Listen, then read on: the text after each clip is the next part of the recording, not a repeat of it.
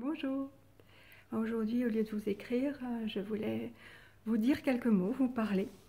Je voulais d'abord vous remercier pour l'attention que vous portez à mon travail via ma page Facebook qui a atteint plus de 4000 j'aime. Donc merci beaucoup, ça me touche. Ça me touche. Et j'enseigne le Qigong, donc pendant mes cours, je parle beaucoup de cette passion qui m'anime, mais je trouve que pour ça, Facebook, c'est vraiment un lien qu'on peut avoir avec d'autres personnes qu'on n'aurait pas l'occasion de voir, et que c'est très intéressant pour ça. C'est du lien, du sens qui passe à travers ça. Donc si on veut bien, Facebook, c'est positif. Voilà, donc merci beaucoup, et en tout cas je suis très heureuse de faire ça, d'écrire régulièrement et de vous faire partager ce que je pense au plus profond de moi. Voilà. Donc autrement, oui, voilà, je sors d'un cours de Qigong là. J'étais avec mes élèves et puis on discute beaucoup pendant les cours. On pratique aussi, bien entendu, dans le silence pour se relier avec soi. C'est très important d'établir le lien avec soi. Je pense que le Qigong, c'est ça. C'est la vie avec un V majuscule en soi. Comment poser ma conscience sur cette vie que j'ai en moi et qui me relie aux autres. Puisque cette vie avec un V majuscule, elle est en chaque être vivant.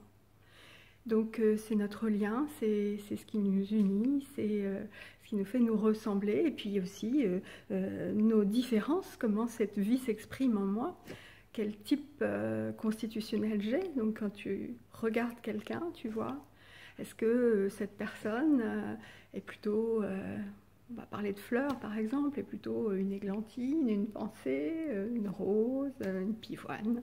Donc c'est intéressant de voir comment cette vie qui nous unit tous se différencie en chacun de nous, et puis quelle richesse hein, de se lier à ça, à cette ressemblance et à cette différence aussi.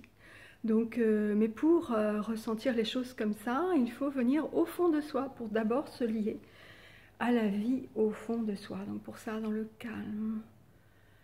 calme profond, je me relie à la vie qui s'écoule librement en moi.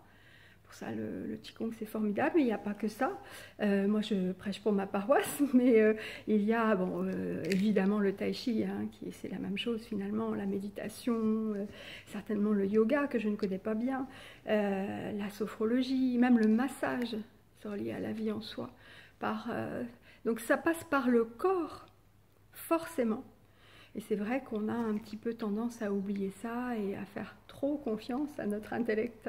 Mais c'est par le corps que je comprends. C'est le corps qui va montrer ça, qui va montrer la vie, qui va montrer l'espace interne qu'on habite consciemment.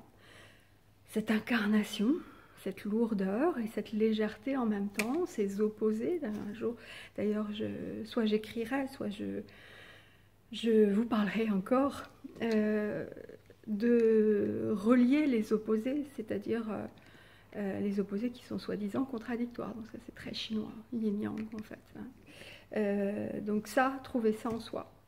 Et poser un regard conscient, confiant sur la vie en soi. Donc ça, c'est pas du tout de l'égocentrisme, parce que ça nous permet le lien. Si je suis consciente de la vie en moi, je suis consciente de la vie en autrui. Et j'ai du respect pour ça. Et donc, par exemple, les bouddhistes mettent beaucoup plus de temps que nous à construire une maison, parce que quand ils retirent la terre pour les fondations, ils font bien attention à extirper les vers de terre, par exemple. Donc on n'ira pas jusque-là, peut-être, mais en tout cas, avoir du respect pour chaque forme de vie, et d'autant plus, peut-être, pour l'humain, l'autre.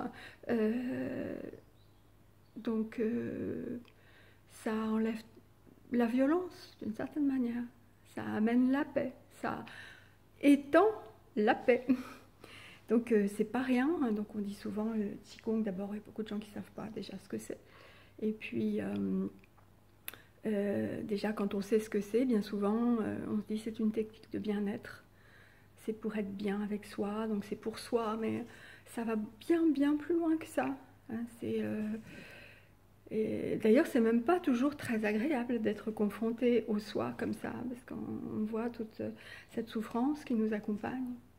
Et qu'est-ce qu'on fait avec ça? Et puis dans la souffrance psychologique, la souffrance corporelle aussi. Hein. Donc c'est poser notre regard en conscience sur cette vie en soi. Et qu'est-ce qu'on fait de ça? Et donc c'est tout un travail. Bon, je vous en reparlerai. Mais bon, voilà. Je voulais vous dire tout ça. Je voulais vous dire que je vais continuer, je pense, à vous parler de cette manière. En tout cas, à vous écrire certainement. Donc merci encore pour votre attention et je vous souhaite une belle, lumineuse journée. À bientôt.